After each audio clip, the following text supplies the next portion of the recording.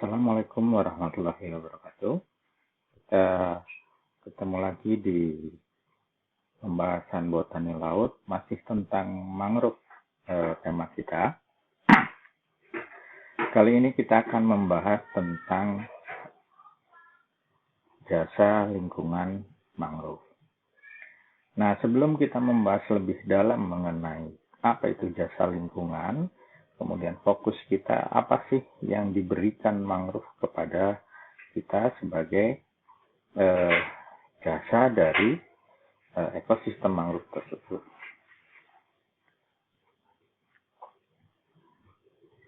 Nah, yang melatar belakangi kenapa kita perlu membahas jasa lingkungan mangrove ini, kita tahu kondisi mangrove kita di Indonesia khususnya akhir-akhir ini atau beberapa tahun akhir ini mengalami ancaman.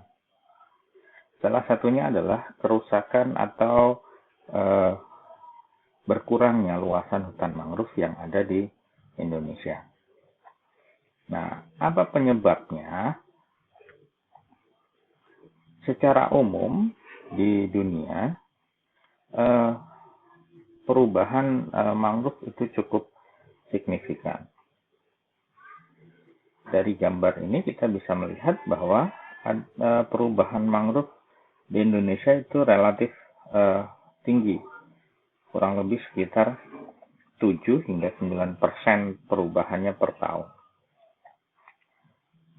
Nah, sebagian besar mangrove yang ada di Indonesia itu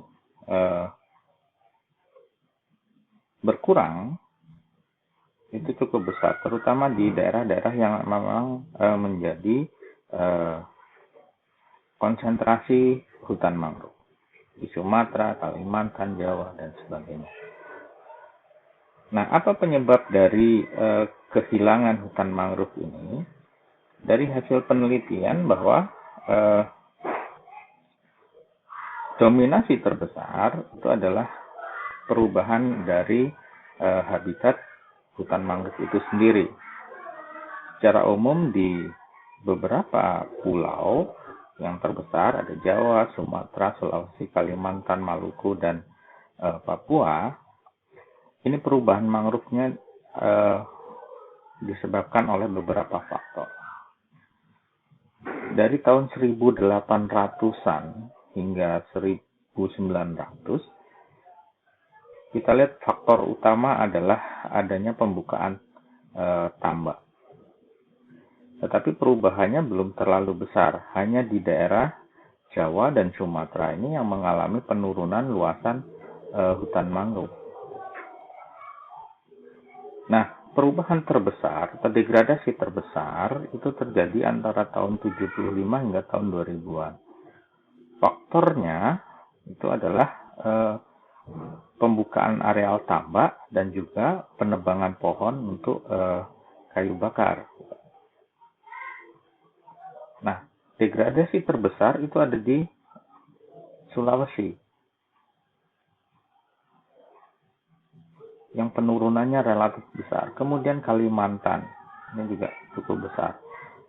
Sumatera dan Jawa itu menempati posisi selanjutnya perubahan luasan mangrove yang terjadi sebagai akibat dari adanya pembukaan lahan tambak dan penebangan hutan untuk diambil kayunya. Walaupun keduanya ini biasanya berlaku secara simultan. Kalau hutan mangrove dibuka untuk tambak, maka kayunya itu akan dimanfaatkan sebagai kayu bakar atau bahan bangunan. Faktor yang lain itu adalah karena adanya erosi. Nah, kenapa erosi ini bisa terjadi padahal mangrove bisa menahan erosi? Ini terjadi karena ada perubahan pola dari misalnya aliran sungai, kemudian karena adanya badai dan sebagainya. Tapi biasanya ini dimulai dari adanya kerusakan hutan mangrove karena aktivitas manusia, terutama adalah pembukaan tambak dan penebangan pohon. faktor ketiga ini adalah karena adanya gangguan yang sifatnya jangka panjang. Salah satunya adalah perubahan iklim global. Nah, perubahan iklim global ini diasosiasikan dengan adanya kenaikan muka laut. Nah, apa dampak dari kenaikan muka laut terhadap mangrove?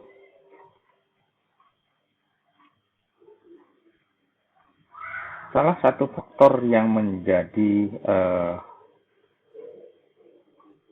dampak dari kenaikan muka laut ini adalah adanya kemampuan dari si mangrove itu untuk beradaptasi.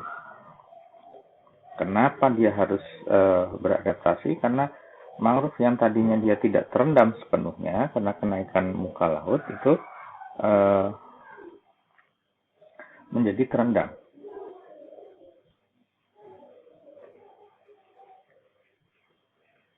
Kondisinya kurang lebih seperti ini.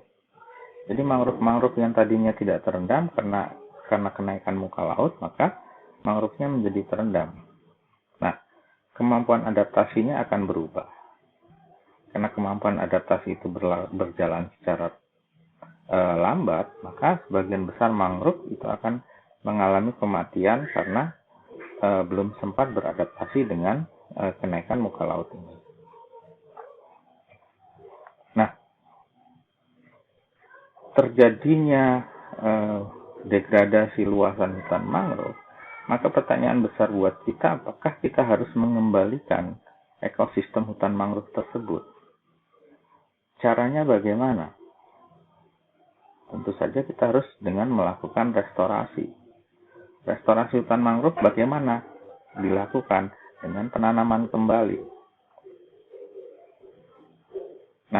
Untuk bisa mengembalikan hutan mangrove ke kondisi semula dengan penanaman, maka ada 3 kunci pokok keberhasilan proses penanaman hutan mangrove ini.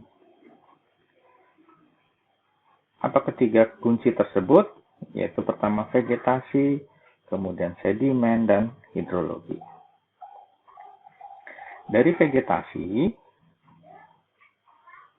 mengapa ini penting? Karena hutan mangrove itu memiliki kesesuaian atau memiliki preferensi terhadap kondisi-kondisi tertentu. Jenis tertentu seperti Rhizopora, Avicennia, atau Bruguera itu membutuhkan kondisi yang mungkin berbeda-beda. Kondisi yang berbeda-beda itu diperoleh dari mana? Dari jenis sedimennya. Apakah sedimen berpasir atau berlumpur. Yang menentukan jenis sedimen itu apa? Hidrologi. Hidrologi itu apa? Tipe aliran, apakah air laut ataupun air sungai. Nah, air sungai itu akan menentukan jumlahnya sedimennya yang terkirim ke daerah pesisir atau pantai. Di samping itu juga hidrologi akan berperan dalam proses masuknya air tawar, yang ini diperlukan oleh mangrove. Nah, kalau ketiga faktor ini tidak kita perhatikan, maka kemungkinan yang terjadi adalah adanya kegagalan dalam proses restorasi atau penanaman mangrove ini.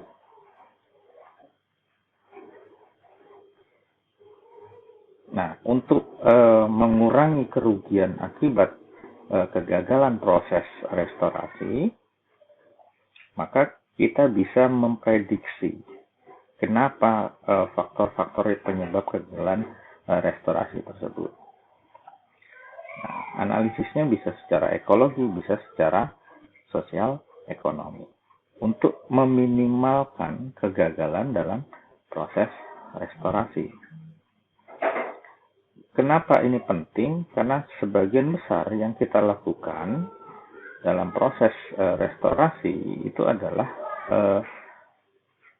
kegagalan karena kita tidak menganalisis secara ekologi bagaimana kita melakukan restorasi.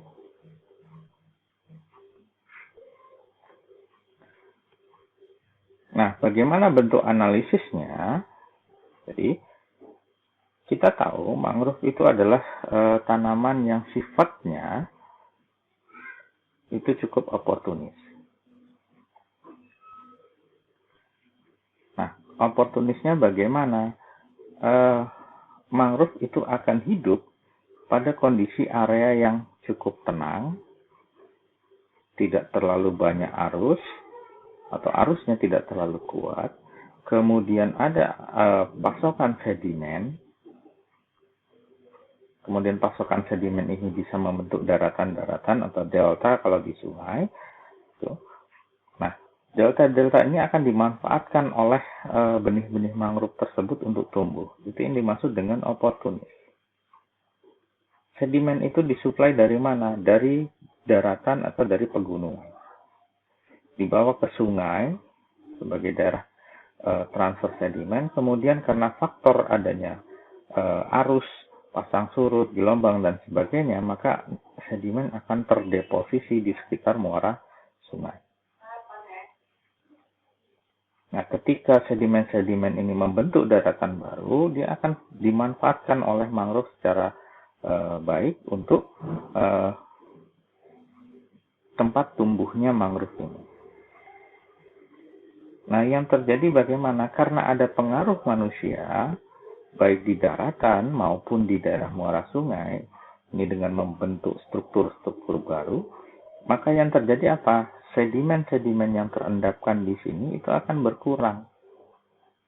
Misalnya nih, di sini dibendung atau dibuat daratan baru, atau dibuat reklamasi untuk fasilitas ekonomi, maka daerah-daerah yang untuk ditumbuhi mangrove ini akan berkurang.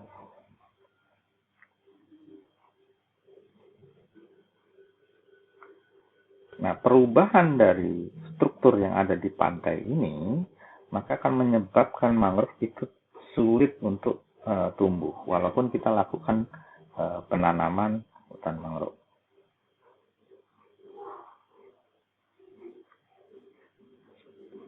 Nah, salah satu buku yang ditulis itu adalah bagaimana sedimen itu penting dalam proses restorasi mangrove.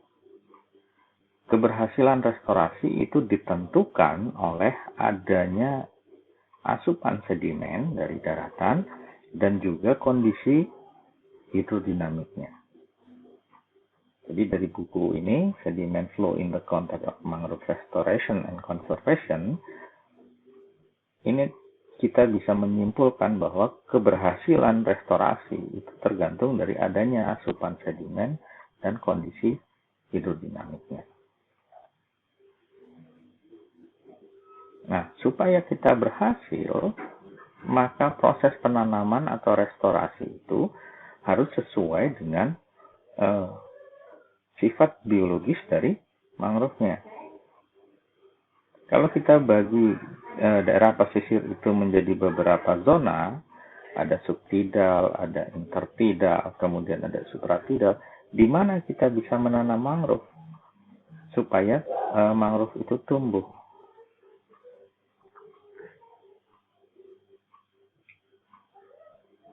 Nah, di zona supratidal ini yang tidak mendapatkan pengaruh pasang surut, maka proses penanaman mangrove ini akan banyak kegagalannya. Kalau di daerah subtidal atau intertidal rendah, ini juga akan mengalami kegagalan. Kenapa? Karena di sini itu akan selalu terendam.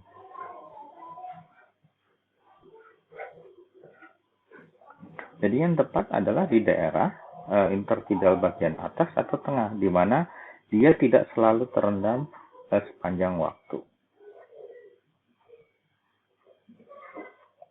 Nah, ini contohnya, kasusnya di Indonesia dan di Filipina. Di Indonesia, walaupun di sini ada di daerah mangrove, tapi kita lihat di sini kondisinya, kegagalannya sangat tinggi. Bahkan hampir semua benih yang ditanam di sini itu mati. Sedangkan di Filipina, dia ditanam di daerah seagrass ini tingkat keberhasilannya tinggi. Nah, apa kira-kira penyebabnya? Kalau tadi dikatakan dia butuh sedimen, tapi di sini masih mati, kemudian faktor apa lagi? Salah satunya kemungkinan faktor hidrologi. Kondisinya mungkin ditanam di daerah lower intertidal yang selalu terendam. Nah, mangrove itu membutuhkan kondisi di mana dia tidak akan selalu terendam. Dia hanya butuh terendam dalam beberapa waktu.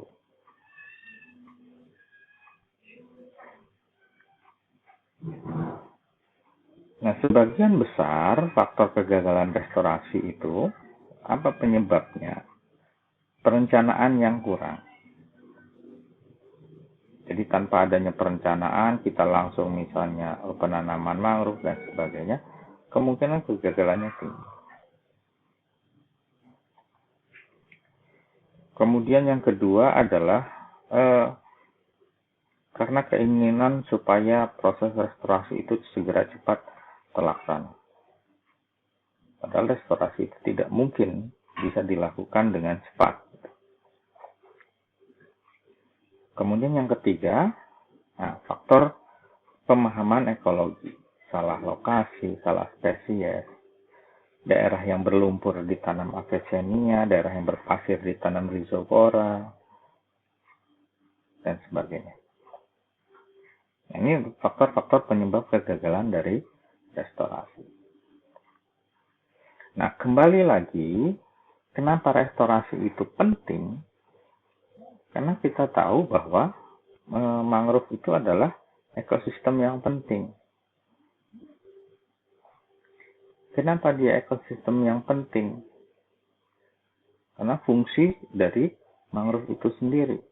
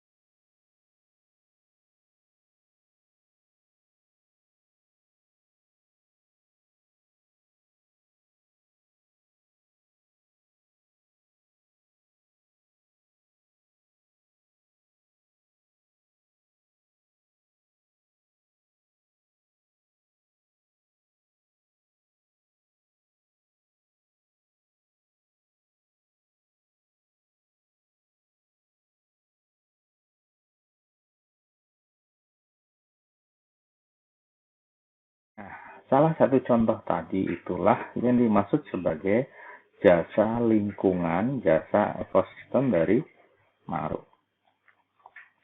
Apa yang dimaksud dengan jasa ekosistem ini? Yaitu adalah keuntungan yang bisa dimanfaatkan oleh manusia, oleh masyarakat, oleh orang yang berasal dari lingkungan yang sehat.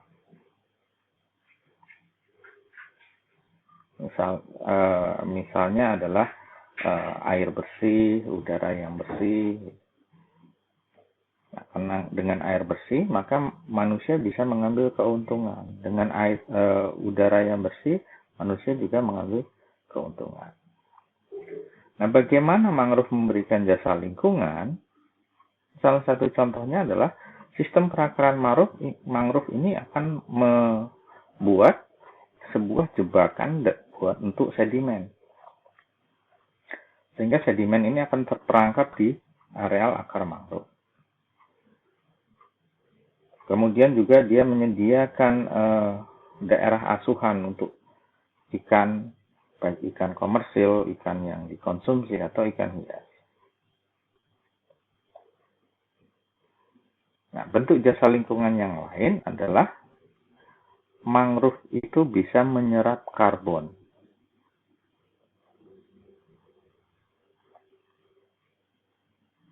Kemudian dengan walaupun agak lambat, dia bisa memperluas atau memperlebar garis pantai.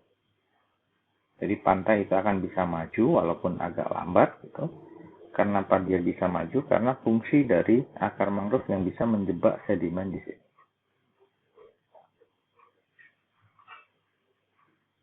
Nah, jasa lingkungan itu kita bisa bedakan menjadi dua kategori. Yang pertama adalah jasa ekologi.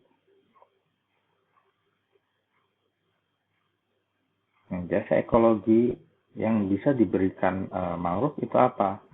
Yang pertama adalah mangrove bisa memberikan nutrien atau bisa memproduksi nutrien yang berasal dari serasah daunnya yang mati, kemudian mengalami proses pembusukan, proses penguraian, sehingga akan memicu munculnya rantai makanan yang selanjutnya. Kemudian yang kedua, mangrove itu bisa menjadi filter terhadap polutan yang berasal dari daratan. Kemudian mangrove menyediakan habitat, menyediakan makanan, menyediakan tempat asuhan untuk spesies akuatik. Kemudian mangrove juga bisa mereduksi kerusakan karena adanya badai atau angin yang cukup kuat. Mangrove itu adalah daerah penyimpan air dan juga bisa mereduksi energi dari gelombang. Yang kedua, ini jasa yang berkaitan dengan ekosistem. Jadi mangrove secara keseluruhan sebagai sebuah ekosistem. Apa yang bisa diberikan mangrove? Melindungi pantai dari banjir, memfiltrasi daerah-daerah yang basah, kemudian tempat burung untuk berkembang biak, daerah asuhan dari juvenil ikan, kemudian untuk rumah dari berbagai macam serangga, dan yang paling penting adalah mangrove sebagai ekosistem yang bisa menyerap karbon. Dalam hal ini adalah CO2 yang dihasilkan dari efek gas rumah kaca. Nah, ancaman terbesar dari mangrove tadi di awal sudah disebutkan adalah efek dari perubahan iklim.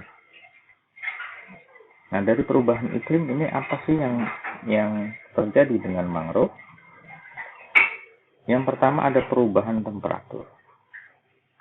Temperatur menjadi relatif lebih tinggi, sehingga proses evaporasi, kemudian daerah yang mengalami paparan panas lebih tinggi dan sebagainya membuat mangrove perlu beradaptasi.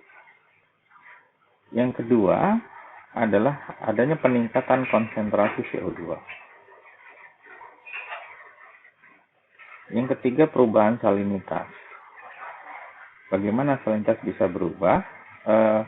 dengan perubahan temperatur, perubahan pola curah hujan, maka salinitas air laut akan berubah. Sebagai contoh di sini, ini di daerah Amerika Utara, hasil pengamatan citra satelit ini menunjukkan ada beberapa daerah yang berwarna merah dan berwarna biru. Ini adalah kondisi salinitas yang berubah karena faktor curah hujan yang berubah. Nah, yang merah ini dalam 50 terakhir pengamatan ini terjadi peningkatan salinitas sebesar 0,5%. Sementara yang biru ini terjadi penurunan salinitas. Nah, ini karena perubahan temperatur, evaporasi semakin tinggi, kemudian curah hujan juga berubah, maka salinitasnya akan berubah. Yang keempat, naiknya muka laut.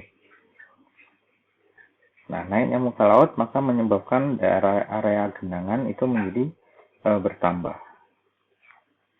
Sebagai contoh di sini, daerah pengamatan, ini yang merah, ini daerah yang tadinya ini tidak terendam air laut, karena dampak dari kenaikan muka laut, maka daerah ini menjadi terendam. Nah, kurang lebih sekitar 2 meter kenaikan muka laut yang terjadi. Kemudian ada iklim yang berubah, kejadian badai dan sebagainya lebih sering terjadi.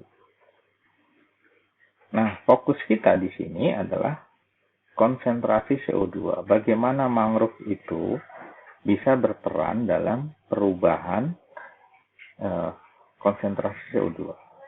Apakah mangrove itu bisa menyimpan CO2 atau justru berkontribusi terhadap CO2? Nah, kita tahu bahwa mangrove itu adalah tumbuhan yang memiliki klorofil sehingga dia bisa melakukan proses fotosintesis. Nah, proses fotosintesis itu akan dilakukan dengan menyerap CO2 yang ada di udara. Jadi ketika mangrove melakukan proses fotosintesis, dia akan menyerap CO2 yang ada di udara. Sehingga mangrove itu menjadi faktor penting untuk bagaimana kita melakukan adaptasi dan melakukan mitigasi terhadap perubahan iklim. Dalam adaptasi, maka mangrove itu bisa menjadi faktor untuk bagaimana menyediakan sumber makanan karena dia adalah daerah asuhan, daerah berkembang biak untuk komunitas yang ada di pantai. Nah, dari segi mitigasi, mangrove itu berperan dalam proses penyerapan emisi gas rumah kaca. Dalam ini dilakukan dengan proses fotosintesis tadi.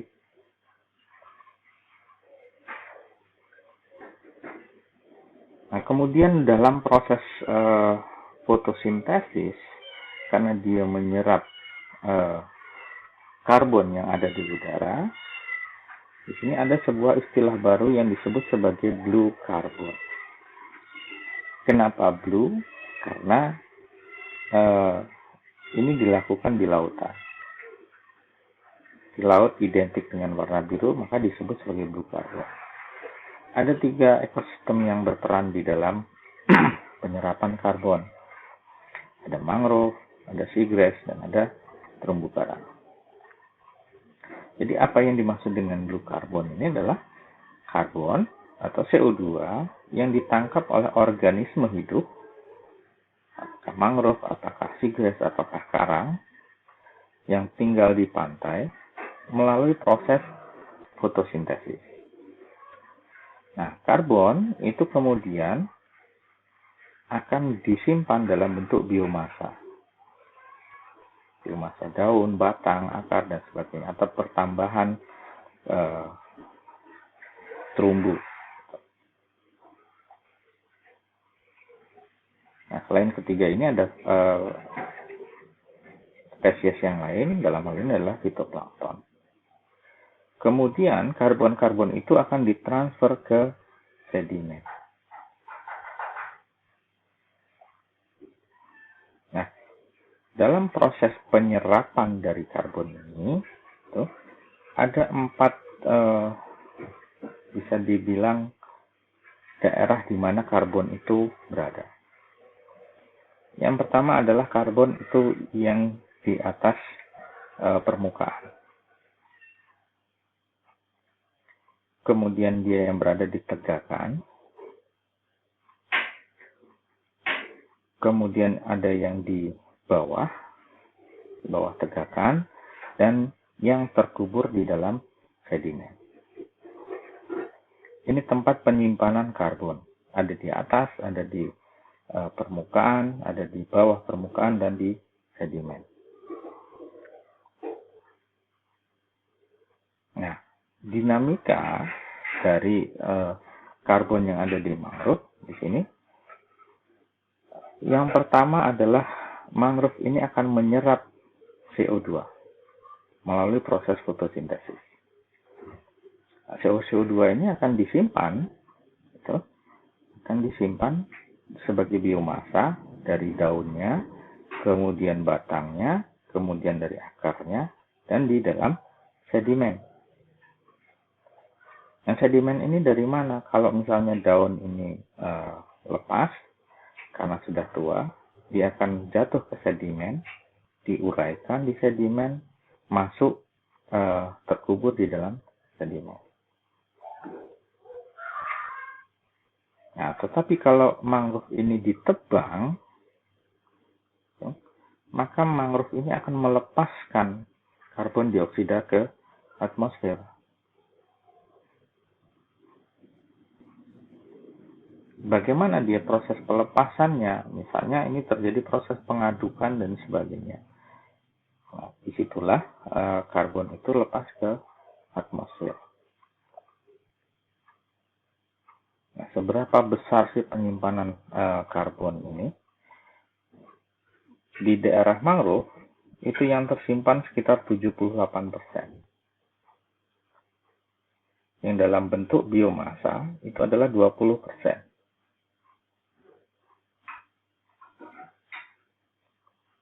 Yang 2% ini dalam bentuk pohon yang mati. Yang besarnya penyimpanan karbon ini itu hampir 1 juta kilogram per hektar.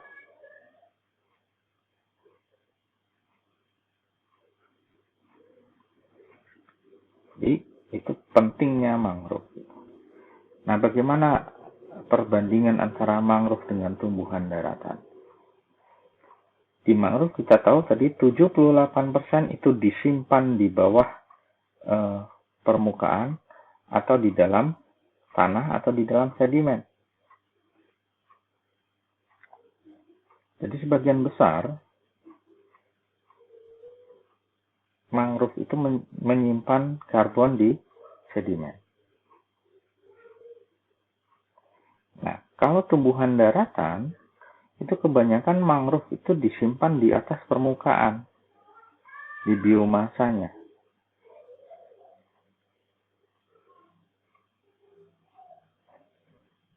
Nah, perbandingannya, kemampuan fotosintesis satu pohon mangrove itu kurang lebih setara dengan 4 pohon di daratan.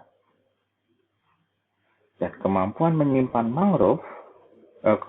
karbon oleh mangrove di dalam tanah itu hampir setara dengan 10 pohon untuk satu pohon mangrove yang ada di daerah pesisir.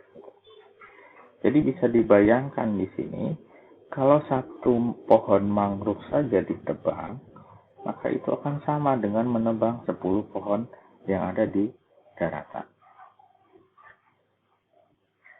Nah, kenapa pohon di daratan itu kurang menyimpan karbon di bawah permukaan atau di tanahnya? Karena kalau pohon daratan, sistem akarnya tidak seperti mangrove. Kemudian yang kedua, kalau dia daunnya ini mati berguguran, dia tetap akan ada di permukaan. Kalau mangrove dia akan terkubur oleh sedimen. Nah, bagaimana siklus dari karbon yang ada di hutan mangrove? Nah, di daerah sedimen, jadi daun yang mati, kemudian ada alga di situ, akan memberikan sumbangan dalam bentuk karbon partikulat. Jadi daun-daun yang hancur, kemudian alga yang mati, itu akan menyumbang karbon dalam bentuk partikulat. Nah, karbon yang partikulat ini nanti akan dirubah menjadi karbon yang terlarut. Yang ekspor ini berarti dia dilepas ke udara. Nah, dari daun yang hancur, alga, itu akan sebagian dirubah menjadi detritus, sebagian lagi dimanfaatkan oleh organisme seperti kepiting dan sebagainya yang memakan daun-daun busuk ataupun alga yang mati. Nah, ketika dia melakukan respirasi, si kepiting ini, dia akan melepaskan CO2 ke atmosfer. Nah, kalau organisme ini mati, maka dia akan diuraikan lagi oleh mikroba dalam bentuk karbon partikulat lagi. Dan dia akan tersimpan di dalam sedimen. Nah, hasil penelitian bahwa ekosistem pantai itu cukup efisien dalam proses perubahan karbon. Ini ada perbandingan antara seagrass dengan mangrove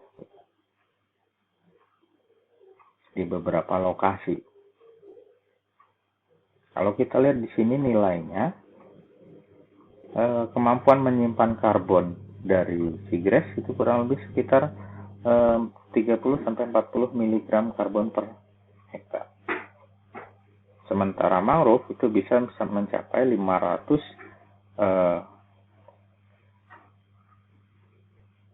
gram karbon per hektar, kilogram karbon per hektar. Nah, perbandingannya rata-rata proses penyerapan dan pelepasan karbon melalui proses fotosintesis, mangrove itu lebih tinggi dibandingkan seagrass ataupun tanaman yang ada di daerah pantai lain. Dan yang terkubur di dalam sedimen, mangrove juga lebih tinggi. Artinya secara umum, baik di permukaan atau di bawah permukaan yang terkubur sedimen, mangrove itu sangat efisien dalam menyimpan karbon. Dan jika dia dibandingkan dengan ekosistem yang lain seperti seagrass, dia jauh lebih besar daripada ekosistem yang lain kemampuannya.